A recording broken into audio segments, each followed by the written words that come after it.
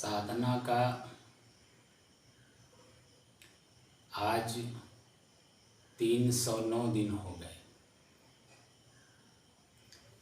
तारीख 9 सितंबर सन 2022, दिन शुक्रवार। प्रथम सत्र, ब्रह्म मुहूर्त, सुबह का बेला।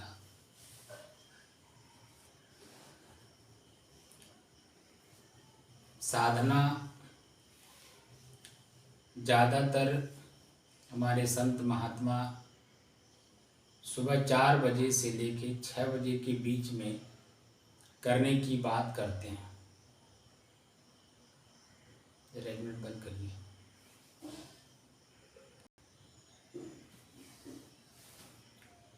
सुबह 4 बजे का जो समय होता है बहुत ही सुंदर समय होता है। पूरा वातावरण शांत होता है। घर के सभी लोग लगभग सोए ही रहते हैं। सुबह सबका उठने का समय होता है। धीरे धीरे लोग जगने लगते हैं। उस समय में जब सभी लोग सोए रहते हैं, वातावरण पूरा शांत होता है। मन को शांत करने में बड़ी आसानी होती है। बहुत ही सहजता मन को लगता है। स्वाभाविक प्रक्रिया में मन शांत होता है। लेकिन 4 बजे के बाद 6 बजे के बीच में अगर हम साधना नहीं कर पाते हैं तो 5 बजे से ही लोगों का उठना शुरू हो जाता है। और जैसे जैसे लोग उठते हैं वैसे वैसे आवाज़ आना शुरू हो जाता है। तो कान, क्योंकि हम अंदर शांत रहने की कला तो सीख नहीं पाते, तो कान जागृत हो जाता है। सबकी आवाज़ लगता है सुनने। आवाज़ सुनने में ही उसे क्रोध उत्पन्न होता है कि देखो मैं बैठा, ये लोग बोल रहे हैं। वो जो जगे हुए लोग हैं वो तो बोलेंगे ही। चलेंगे तो भी आवाज़ होगा, कोई काम करेंगे तो भी आवाज़ होगा। वातावरण शांत है, इसीलिए उनके पैर की आवाज़ भी आपके कान तक आएंगे। धप धप की आवाज़ आपके कान तक आते हैं क्योंकि वातावरण शांत है। आपका शरीर शांत है, आपका मन शांत है। लेकिन अंदर शांत रहने की कला नहीं मालूम है आपको, तो मस्तिष्क बाहर की तरफ सुनने लगता है और उसी में आपकी चित्त वृत्ति जो है बहिर्गत हो जाती है, शांत नहीं हो पाता है। इसमें जितना ही अभ्यास आप करेंगे 4 से 6 बजे के बीच में जो भी समय मिले, 15 मिनट से लेकर के और 2 घंटे के अंदर जो भी समय मिले आप इसका अभ्यास करिए। अंदर ही अंदर सिर्फ मन को शांत करने की दृष्टि से अपने ही मन की गति को देखिए कि मेरा मन वर्तमान में किन किन बातों को याद करता है। सिर्फ उसको यादगार बातों को देखिए कि कितनी बातों को याद करता है। इधर याद करेगा उधर भूलेगा, इधर याद करेगा उधर भूलेगा, इधर याद करते हुए उधर भूलते हुए, जैसे भूलेगा फिर उधर फिर दूसरी बात याद आ जाएगी। ऐसे ही क्रम चलता है और उसी में महत्वपूर्ण बातें भी याद कर लेता है जिसके बिना काम नहीं चलने वाला। लेकिन जब बैठिए तो महत्वपूर्ण से महत्वपूर्ण काम को भी मन में दृढ़ में रखिए कि इतने मिनट तक, इतने बज करके इतने मिनट तक मुझे कोई भी काम नहीं करना है या हमें उठना नहीं है। तो मन में जब मजबूती के साथ इस चीज़ को दृढ़ कर लेते हैं, मजबूत कर लेते हैं कि उठना नहीं है, तो ये बात तो याद कराएगा कि बहुत महत्वपूर्ण काम है, आप बिना होगा नहीं।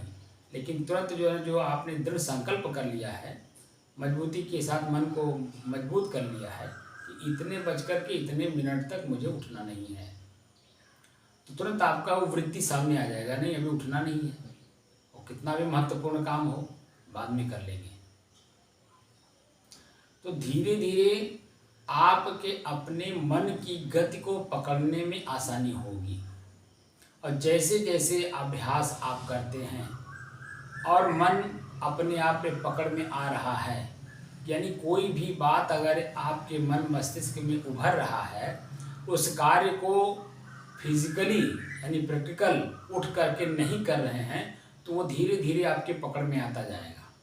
और जितने ही पकड़ में आएगा, यानी उधर याद करेगा उधर भूलेगा, उधर याद करेगा उधर भूलेगा, और आप शांत चित्त सिर्फ अपने मन को देखिए कि किन किन बातों को याद करता है। और याद करते करते आपका समय बीत जाएगा, आपको पता भी नहीं चलेगा, और आपको कब उठा करके ले जा करके उस काम में आपको प्रेरित कर देता है, काम करवा देता है, उसका परिणाम आपके सामने ला देता है अच्छे या बुरे के रूप में, ये आप नहीं समझ पाते हैं। लेकिन जैसे ही आप अभ्यास दिन प्रतिदिन आप करेंगे कि कुछ भी मन में याद हो, उस कार्य को तुरंत नहीं करना है। तुरंत न करने की जो क्षमता आप बढ़ाएंगे, तो उसमें आप देखेंगे भी परिणाम में आपके कुछ गलतियां जरूर दिखाई देंगी न करने की, लेकिन न करने के परिणाम में जो उस कार्य का जो परिणाम आने वाला था, वो जब आप देखेंगे कि मैंने नहीं किया तो परिणाम मेरे सामने नहीं आया, तो आपका ही मन उस समय में खुश होगा, प्रसन्न होगा, आनंदित होगा कि इस कार्य को मैंने नहीं किया, तो देखो इस कार्य का परिणाम अब मेरे सामने नहीं आया। क्योंकि ये मन क्या क्या सोचता है और क्या क्या क्रिया वर्तमान में करवाने के लिए आपको प्रेरित करता है, उत्साहित करता है, काम करा भी देता है, और उसका परिणाम जब आता है तो पश्चाताप में भी डूबोता है। तमाम तरह की प्रक्रिया आपको अपने खुद को देखने की कला आ जाएगी, और कार्य को फिर कार्य की तरह करने की क्षमता बढ़ती जाती है। यानी कार्य कोई भी मन में बात अगर उत्पन्न हुई और उसके कार्य के बिना आपके किए वो कार्य सिद्ध नहीं होगा, ऐसी मन में बात उत्पन्न होती है, तो उसमें देखेंगे कि सोचने की क्षमता, उसमें विश्लेषण करने की क्षमता, आगे पीछे दाएं बाएं ऊपर नीचे सोचने की क्षमता, उसका परिणाम की क्षमता, वो सब आपके अंदर में उभरना शुरू हो जाएगा। बस सिर्फ इतना ही है कि आप अपने मन की गति माने चाल, यानी स्मरण, ख्याल, जो भी बातों का हो रहा हो, उन बातों को सिर्फ भूलने की कला, जितने देर आप बैठे उतने देर सिर्फ भूलने की कला, देखने की कला और भूलने की कला, ये दो कला आपको सीखना है। और जैसे जैसे ये अभ्यास आपकी बढ़ती जाएगी, दिन दूना रात चौगुना, आपका मन, मस्तिष्क और शरीर और व्यवहारिक प्रक्रियाएं, आपकी विवेक की क्षमता, सब धीरे धीरे धीरे धीरे मजबूत होता जाएगा। और जितने ही मजबूत होता जाएगा, आपके इस मानव शरीर की जो सार्थकता है वह आपको अपने आप दिखाई देने लगेगा। इसीलिए हमारे संत महात्मा प्रथम दृष्टिया जब आज के पूर्व पहले माने 40 साल, आज वर्तमान के समय में 40 साल पहले हमने अपने आँखों से देखा है कि किसी को भी प्रथम दृष्टिया शिष्य बनाया जाता था, यानी त्याग में लाया जाता था, तो उनको दो काम किया जाता था। एक, उनको ब्रह्मचारी का भेष दे करके विद्याध्ययन कराते हुए और त्याग मार्ग का उनको शिक्षा देते हुए उन्हें आगे बढ़ाया जाता था। जब तक उनकी मनोवृत्ति बिल्कुल शांत नहीं हो जाती थी, बाह्य वृत्तियां एकदम बिल्कुल अपने आप में समाहित नहीं हो जाती थी, उससे वो त्याग नहीं कर देता था, तब तक उन्हें लंगोटी नहीं दी जाती थी। वह 12 साल की प्रक्रिया होती थी।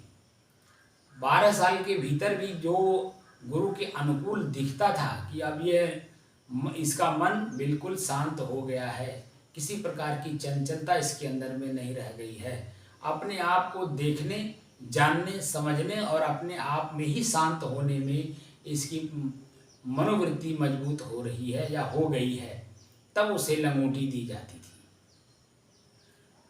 क्योंकि लंगोटी लेने के बाद भी आप मर नहीं जाते थे शरीर से तो रहते ही थे, लेकिन मनोवृत्तियां आपकी जागृत ना हो बहिर्गत, हमें ये चाहिए, हमें वो चाहिए, हमें ऐसा चाहिए, हमें वैसा चाहिए, ये जो इच्छाएं हैं यानी वासना, जिसको हम लोग एक शब्द में कहते हैं, वो वासना जब तक मरेगी नहीं तब तक लंगोटी लेने का कोई महत्व नहीं है।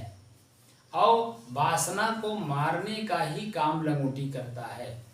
लंगोटी को चिल्लाता नहीं है अपने आप में, लेकिन हमारे मनोभाव में वो बातें डाली जाती हैं कि आप आज से व्यावहारिक दृष्टि से मर गए।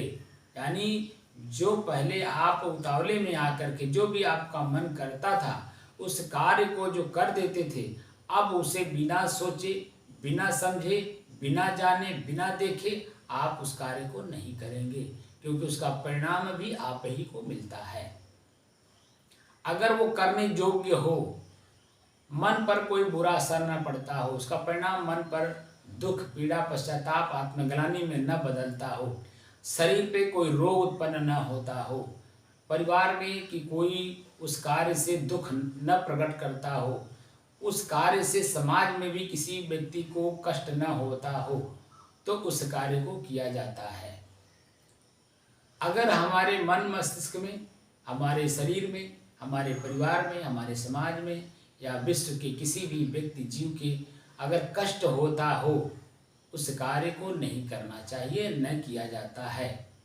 और इतने तक का पूरा अभ्यास अंतःकरण में किया जाता है कि आप अपने ही मन की गति को आप स्वयं दृष्टा भाव और साक्षी भाव में उसे देखें, उसे जानें, उसे समझें।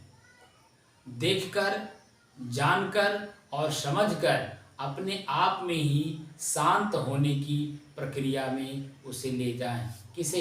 अपने ही मन की वृत्ति को। वृत्ति चित्र को कहते हैं। हमारा आँख जो देखता है वो सीन हमारे मस्तिष्क में उभर जाता है।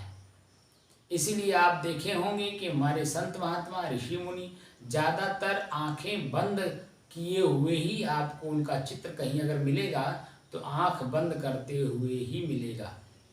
महात्मा बुद्ध का ले लीजिए, महावीर जैन का ले लीजिए, या किसी भी हमारे ऋषि मुनि का, पीछे जितने भी ऋषि मुनि हुए हैं, उनके अगर कहीं चित्र आपको मिलेंगे तो पूरे शरीर पे जटा, एक साधु का वेश, उसके बाद आप हमेशा देखेंगे कि उनका आँख बंद। आँख बंद है यानी दृश्य हम सामने नहीं देख रहे हैं। जब सामने दृश्य नहीं देखेंगे उसका मन नहीं बनेगा। कान हमारा सुनता नहीं बाहर की बात को, इसीलिए मन बनेगा नहीं। जीभ बाहर का स्वाद ज़्यादा नहीं लेगा, वो इतने शरीर को भोजन देगा जिससे कि शरीर चल जाए। स्वाद लेकर के भोजन करेगा नहीं। अगर स्वादिष्ट भोजन हो और 3-4 प्रकार के सामान हो, एक ही में मिला करके बेस्वाद करके भोजन किया जाता है ताकि जीभ हमारे बस में हो।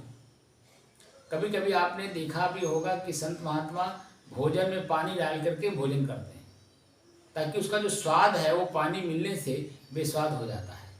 हमको तो सिर्फ शरीर को चलाने के लिए एक ईंधन देना है। जितने से मेरा शरीर जो प्रारब्ध है, जब तक मुझे शरीर में रहना है तब तक जो है ये मन कब कहाँ किस रूप में हमें दुख में डाल देगा हमें पता नहीं है।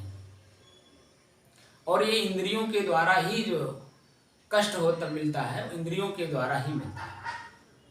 और इंद्रियों को अपने बस में करने की कला सीखने का नाम ही साधुता है, क्योंकि साधन का उपयोग करना ही साधुता है। जो व्यक्ति दया, क्षमा, संतोष, धैर्य, विचार, विवेक, गुरुभक्ति, नम्रता, कोमलता, ये जो दैवी गुण हैं, ये हथियार हैं। इन हथियारों को जो प्रयोग करने की कला सीखता हो,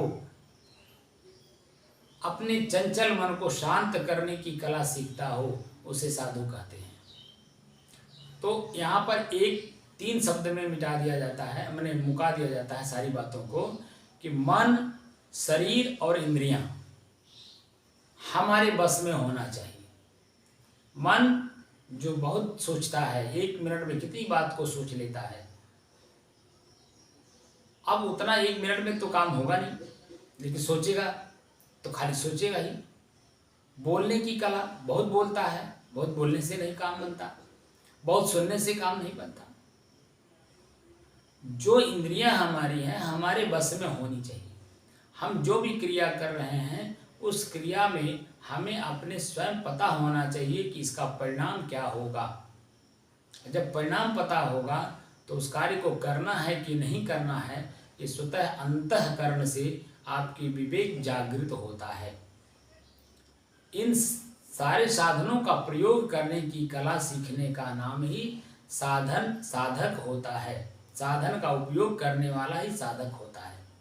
हमारे अंदर में विकार हैं, क्रोध, लोभ, मोह, राग, द्वेष, ईर्ष्या, काम वासना, जलन, प्रसन्नताप, जितनी बुराइयां हैं सब अंदर भरा पड़ा है। इन बुराइयों को जो अपने चित्त से, अपने मन से निकाल करके, उखाड़ करके फेंकने की कला को सीखता है, उसे साधु कहते हैं। योगस् चित्त वृत्ति निरोध है। योग शब्द का अर्थ होता है तोड़ना और जोड़ना। शब्दकोश में जोड़ना भी अर्थ है और तोड़ना भी। तो यहाँ हमारे जो संत महात्मा ऋषि मुनि अपने आप से जुड़ने की बात करते हैं कि अपने आप से जुड़ो। तो अपने आप से जुड़ेंगे कैसे? जब तक मनोवृत्ति को तोड़ेंगे नहीं। संसार से अपने आप के कार्यों को अपने कार्य से उसे मुक्त नहीं करेंगे, अपने आप से जुड़ नहीं पाएंगे। तो अपने ही कार्य को जो बाह्य हम पहले कर चुके हैं उनसे अपने आप को अलग करना है। योगस चित्त वृत्ति निरोध है। चित्त में जो वृत्ति पहले से बनी हुई है, यह मेरा है, यह तेरा है, ये मेरे हैं तो ये तेरे हैं, तमाम तरह की जो वृत्तियां बाह्य बनी हुई हैं, इसको उखाड़ करके फेंकने की कला योग है। और जैसे जैसे आप बाह्य वृत्तियों को उखाड़ते जाएंगे अपने आप से स्वतः जुड़ते चले जाएंगे। क्योंकि जो बाह्य वृत्ति हैं, क्रोध, लोभ, मोह, राग, द्वेष, ईर्ष्या, जलन, प्रसन्नता, हमारे मन मस्तिष्क में कब उभरता है, कैसे उभरता है, क्या कौन सी दृश्य हमने देख लिया, कौन सा शब्द हमने सुन लिया, कौन सा स्वाद ले लिया, कौन सी ऐसी बात कल्पना में आ गई, हमारा चित्त वृत्ति स्वतः चंचल हो जाता है, भयभीत हो जाता है, दुखी हो जाता है, पीड़ित हो जाता है। इन सब से अपने को मुक्त करने का साधन है कि ईश्वर शब्द का प्रयोग करिए और प्राणायाम करिए। प्राणायाम ही ईश्वर है। प्राण वायु, आयाम माने आना और जाना, सामान्य स्वाभाविक रूप से हमारा जो प्राण वायु चल रहा है ये ईश्वर है। ई धन स्वर, ई माने है स्वर माने श्वास। अपने ही श्वास की गति को देखिए कि कोई भी शब्द जब मेरे मन मस्तिष्क में उभरता है तो मेरे श्वास की गति कैसी होती है। कोई बात अगर उत्पन्न होती है मन मस्तिष्क में तो हमारे श्वास की गति तेज हो जाती है। मन में कोई बात नहीं है तो हमारे श्वास की गति एकदम सामान्य होती है। अगर शरीर में किसी प्रकार का कमजोरी नहीं है तो आपका जो श्वास है वो लो नहीं होगा, धीमी नहीं होगा। अगर शरीर में कोई रोग है तो आपकी श्वास की गति धीमी हो जाएगी। तो रोग को हम ठीक करा दें, डॉक्टर के पास, वैद्य के पास, हकीम के पास जा कर के सब सुख सुविधाएं समाज में उपलब्ध हैं आपके अच्छे कार्यों के लिए। लेकिन यही समाज आपका विरोध भी करता है आपके बुरे कर्मों से। तो विरोधाभासी शब्द जहां आता हो उन्हें आप ईश्वर मान करके, बाहर ईश्वर मान करके, अपने चित्तवृत्तियों को सहायक मान करके उनका आदर करिए। जो भी आपको किसी काम से रोकता हो पहले उनको नमन करिए और उन्हीं से उस कर्म के जो रोकने की भाव है उनके अंदर में, उसका परिणाम वो जो देख रहे हैं उनसे जानने का प्रयास करिए कि आखिर इस कर्म से आपको क्या दिक्कत है, क्या परेशानी महसूस हो रही है, या इसमें आपने क्या देखा कि जो आप हमें रोक रहे हैं। उनकी पूरी बात को सुन लीजिए और अपने आप में खुद जो है आप आत्ममंथन करिए, विचार करिए, विवेक करिए, तो देखेंगे कि वो आपका हितैषी है। जो आपका विरोधी है, जिसको आप दुश्मन मानते हैं, वास्तव में वह आपका परम हितैषी है।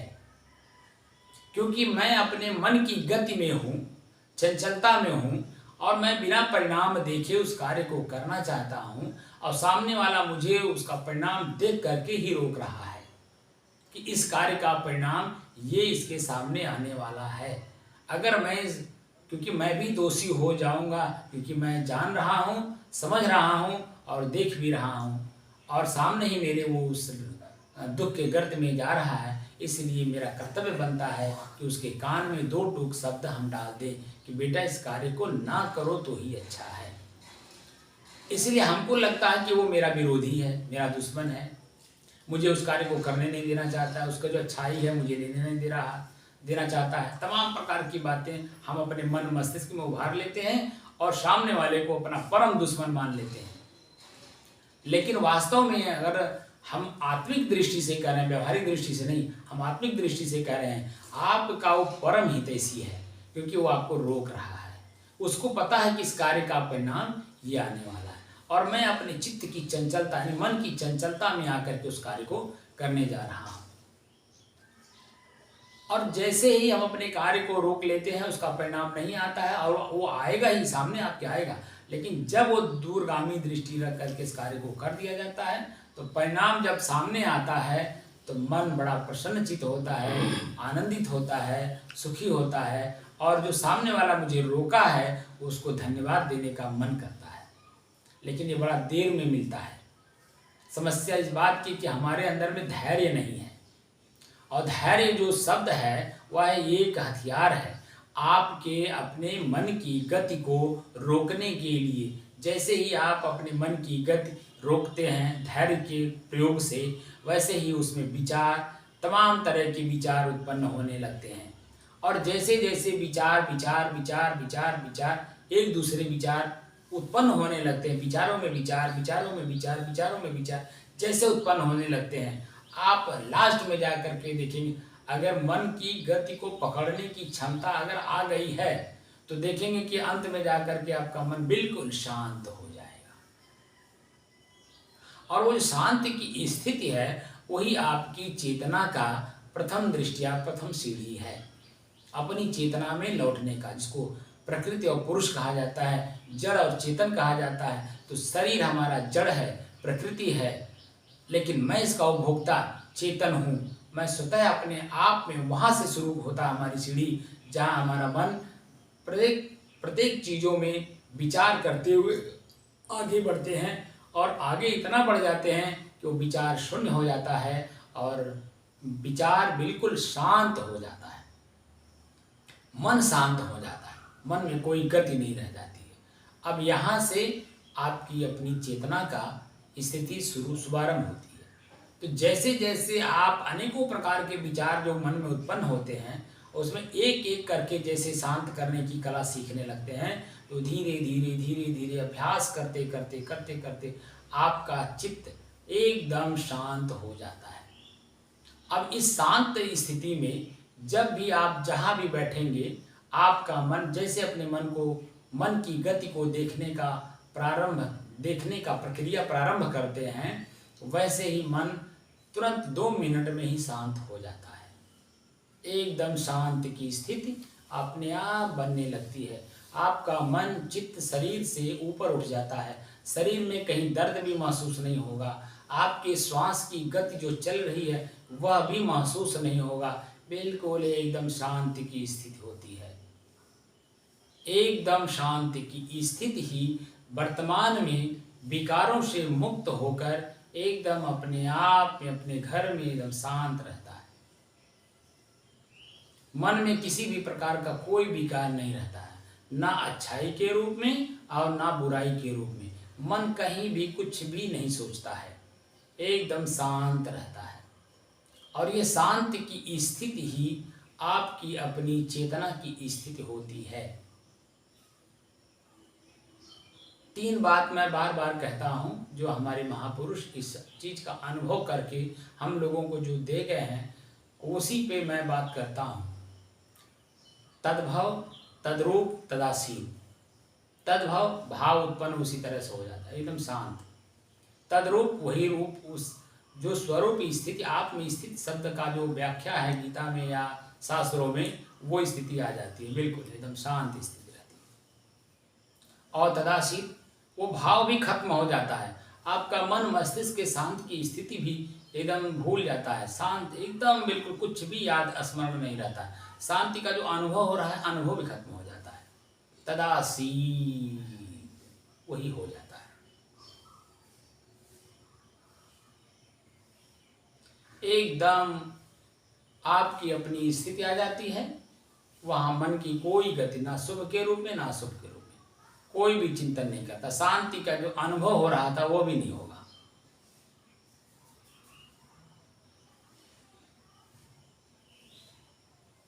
एकदम शांत।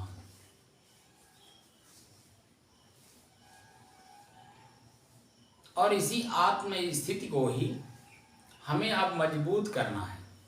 तो बाह्य जो भी वृत्तियां हमारे मन मस्तिष्क में उभरती हैं उसमें, और इस शांत स्थिति का जो हमने देखकर जानकर समझकर जो अपने आप में तदासीत हुए हैं, इसकी और चित्त वृत्ति की जो चंचलता, उसकी तुलनात्मक अध्ययन किया जाता है। और तुलनात्मक अध्ययन करने के बाद सारी वृत्तियां अपने आप शांत हो जाती हैं और अपने आप में तदासीत। जैसे जैसे अभ्यास बढ़ता है वैसे अपने आप में तदासीत होने में एकदम सफलता मिलती चली जाती है। ऐसी की व्याख्या हमारे शास्त्रों में, उपनिषदों में, वेदों में, गीता में, हमारे बीजक में, कुरान में, बाइबिल में, सब जगह यही बात लिखी है, बस तदासीत होना है। शब्द अलग अलग हो सकते हैं, उसको समझाने का तरीका अलग हो सकता है, लेकिन ये स्थिति ही पाने के लिए हमारे महापुरुष सभी प्रकार के अपने अपने परिवार समाज में लोगों को समझाने की दृष्टि से, बताने की दृष्टि से ये सब चीज़ें हम लोगों के बीच में अपने अपने समय के अपने अपने विचार रख कर चले गए हैं। अब उन विचारों पर अगर हम चलेंगे तो ये स्थिति प्राप्त करने में हमें जरा सा भी देरी नहीं लगेगा। जैसे एक उदाहरण ले लीजिए, हम लोग आत्मा कहते हैं, उसी को देखिए उर्दू में रूह कहा गया, अंग्रेजी में सोल कहा जाता है, जो ईसाई लोग मानते हैं। तो पानी, जैसे पानी है तो पानी उर्दू में आब कहते हैं, अंग्रेजी में वाटर कहते हैं, हिंदी में पानी और जल कहते हैं, लेकिन लिक्विड जो है वो तो वही है। चाहे पानी कह करके मांगिए, चाहे वाटर कह करके मांगिए, चाहे आब कह करके मांगिए। आप सभी लोगों को, पूरे विश्व के मानव मात्र को पता है कि जो हमारे शरीर में प्यास रूपी त्रिखा है वो पानी पीने से ही वो त्रिखा मिटेगी। वो चाहे आब कह करके मांग करके पिए, चाहे वाटर कह करके मांग करके पिए, चाहे वो हम जल या पानी कह करके पिए, प्यास तो तभी मिटेगी जब हम पानी पिएंगे। उसी तरह से चाहे हम सोल कह लें, चाहे रूह कह लें, चाहे आत्मा कह लें, जब तक अपने स्वयं के इस स्थिति तक नहीं पहुंचेंगे, पूरे विश्व के कोई भी मनुष्य किसी भी भाषा का हो, किसी भी बाहरी धर्म का अपने आप को मानता हो, जब तक इस स्थिति में नहीं आएगा, वास्तव में वह मोक्ष प्राप्त नहीं कर सकता है। यानी अपने ही अपने विकार से अपने को मुक्त नहीं कर सकता है। अपने ही अपने विकारों से मुक्त करने का नाम ही मोक्ष है। क्योंकि जो विकार मेरे अंदर में है वो विकार ही हमें हमारे दुख और सुख का कारण बनते हैं। और जो दुख और सुख का अनुभव मेरे शरीर, मेरे मन में उभरता है, हम जो देखते हैं, उसी से मुक्त होने के लिए ही हम धार्मिक लोगों के पास, गुरुओं के पास, संतों के पास, विद्वानों के पास जा कर के समझना चाहते हैं। अब जो जिस लेवल का चिंतन रखता हो, जिसके अंदर में जितनी जिज्ञासा हो उसे प्राप्त करने की, जितने ही जिसके अंदर में ललक हो एक रास्ता चल करके उस मंजिल तक प्राप्त करने की, वह व्यक्ति ही, चाहे वो पूरे विश्व में किसी भी धर्म का हो, वही प्राप्त कर सकता है। जिसके अंदर में स्वयं में ललक नहीं है किसी चीज़ को प्राप्त करने की, तो वो चीज़ें वो प्राप्त नहीं कर सकता है, क्योंकि बीच में व्यवधान बहुत है। जैसे पढ़ाई ही करना है, एक उदाहरण देता हूँ, पढ़ाई ही करना है, अगर हमें बीएड करना है, मास्टर बनना है तो मास्टर पहले ही क्लास में नाम लिखा लेने से कोई मास्टर नहीं हो जाता है। उस मास्टर के पद तक जाने के लिए 15 से 20 साल लगते हैं। समय देखिए, 20 साल लगते, 15 से 20 साल। दूसरे, इस 15 से 20 साल के बीच में ठंडी, गर्मी, भूख, प्यास, मान अपमान, दुनिया भर के बवाल झेलने पड़ते हैं। और जब ये सारे बवाल समाप्त होकर के 15-20 साल के समय गंवा करके जब हम मास्टर बनते हैं, उस समय की स्थिति का जो वर्णन है वो आप नहीं कर सकते हैं शब्दों में। और वो प्रथम दृष्टया ही अगर उस चीज़ को पाना चाहें तो कैसे होगा? संभव है? नहीं संभव है। इसलिए अपने आप में जितना ही मजबूत रहेंगे कि मेरा लक्ष्य जब मुझे प्राप्त होगा, ये सारी चीज़ें अपने आप भूल जाएंगी, शांत हो जाएंगी। इसलिए ये तो बहुत बड़ा काम है, क्योंकि वो चीज़ तो थोड़ी देर के बाद फिर छूट भी जाता है। मास्टर का पद मिल ही जाए, आप मास्टर हो ही जाए, तो 60 साल तक सामाजिक प्रक्रिया के हिसाब से 60 साल की उम्र तक सिर्फ आप मास्टर हैं। फिर उसके बाद सामान्य, मास्टर होने से पहले आप सामान्य आदमी थे, और मास्टर के पद के रिटायर होने के बाद भी सामान्य आदमी। लेकिन अहंकार कितना लेकर के घूमते हैं, मैं मास्टर, मैं वकील, मैं डॉक्टर, मैं ये, मैं वो। आप क्या हो भाई? जब बस समाज, जब तक आपके अंदर में ऊर्जा थी, आपका उपयोग किया, आपकी ऊर्जा कम होने लगी, धीरे धीरे स्मृतियाँ कम होने लगी, चलने में दिक्कत होने लगी, दिखाई नहीं दे रहा है, सुनाई नहीं दे रहा है। उसके बाद जब यही समाज आपको भजन करने के लिए छोड़ देता है। कोई भी सरकार या कोई भी कंपनी 60 साल तक आपको अपने पास रखती है, 60 साल के बाद रिटायर करती है, तो गीता या भागवत या पुराण दे करके उन्हें भजन करने की प्रेरणा दे करके अपने कार्य से मुक्त करती है। तो भजन क्या है? भज सेवायाम धातु से भजन शब्द बना है, जिसे कहते हैं सेवा करना। जो अपने आप की सेवा करता है वही समाज का सेवा करता है। जो अपने आप की सेवा स्वयं नहीं करता है वह समाज की सेवा क्या करेगा? क्योंकि शरीर मेरा है, इसी में भूख, इसी में प्यास, इसी में ठंडी, इसी में गर्मी, इसी में मान अपमान, जो कुछ भी हम देखते हैं अपने शरीर से ही देखते हैं। और अपने शरीर की अगर इन सब चीज़ों को अगर हम मुक्त नहीं कर सके तो हम दूसरे की सेवा कैसे करेंगे? तो सेवा का मतलब पहले अपने ही अपने विकार से अपने आप को मुक्त करें।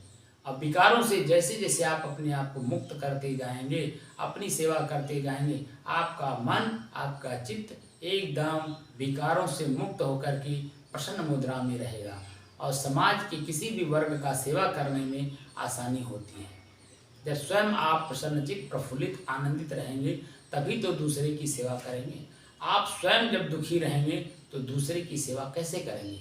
चाहे वो शरीर से दुखी हो, चाहे मन से दुखी हो, चाहे विचार से दुखी हो, चाहे विवेक से दुखी हो, जो भी दुख आपके अंदर में है अगर है तो आप दूसरे की सेवा नहीं कर सकते। इसलिए अपनी सेवा स्वयं करनी होगी, अपने आप को अपने विकारों से मुक्त करना होगा, तब जा कर के आप अपने जीवन से जो दुख है निकाल कर दूसरे की सेवा तभी कर पाएंगे जब स्वयं तदासीत रहेंगे, यानी शांत स्थिति में रहेंगे, तब प्रसन्न मुद्रा में रहेंगे, तब आनंद की मुद्रा में रहेंगे, तब। और इन सब चीज़ों को प्राप्त करने के लिए ही इस साधना का हमने शुभारंभ कराया है। और ये स्वयं देखकर, जानकर, समझकर और प्रयोग करके, अनुभव करके तब उस लेवल पे आप जाइए। सीधे सीधे मैं आपको नहीं कहना चाहता कि आप इसे मान लीजिए, मानिए नहीं, मेरी बात को बिल्कुल मत मानिए। पहले हमारी बात को सुनिए, उस पर मंथन करिए, दोनों तरफ से अच्छाई के रूप में भी, बुराई के रूप में। जब आपका चित्त, मन एकदम बिल्कुल शांत की स्थिति में स्वयं अनुभव होने लगे, तब हमारी बात को मानिए। और मान करके जिस दिन हमारी इस चीज़ का अनुभव हो जाए तो ये आपका कर्तव्य भी बनता है कि इस कार्य को और ज़्यादा से ज़्यादा आप करें, ताकि इसमें आपको लाभ दिखाई दे रहा है। और यह आंतरिक लाभ है, ये बाहर आप प्रकट नहीं कर सकते। बाहर प्रकट भी करेंगे, हमेशा प्रसन्न मुद्रा में रहेंगे, मुस्कुराते रहेंगे। बाहरी कितनी भी बड़ी दुख और परेशानियाँ आए, हमेशा आप मुस्कुराते रहेंगे, क्योंकि वह भीतर की शक्ति मिल गई, जिससे कि आपका मन हमेशा प्रसन्नचित, प्रफुल्लित, आनंदित और शांत रहेगा। बिल्कुल एकदम अनुभव के आधार पर इस साधना को करिए, और इस साधना को करने में जो लाभ आपको इस मानव जीवन का पूरा प्राप्त होगा वह अवर्णनीय होगा। आपको इसकी कीमत स्वयं अपने आप में शांत रह करके ही चुकाना है। जब तक ये कार्य आप नहीं कर पाएंगे, आपका चित्त, मन, शरीर सब कुछ दुखी का दुखी ही रह जाएगा। इस जीवन का सार्थकता आप निरर्थकता में बदलकर शरीर को शांत करेंगे, जो पुनर्जन्म में जा करके अनेकों शरीर धर करके आपको सिर्फ दुख ही दुख आपको भोगना है। अगर अपने आप को दुख से मुक्त करना है और अपने आप की सेवा करना है, तो अपने ही विकारों को अपने आप से अलग होकर के देखने की कला, जानने की कला, प्रयोग करने की कला और उसका परिणाम देख करके उसे शांत करने की कला पूर्ण रूप से सीख जाइए। अपने जीवन को सार्थक कर लीजिए, धन्य कर लीजिए, यही मेरी शुभकामना है। साहिब बंद कर दें।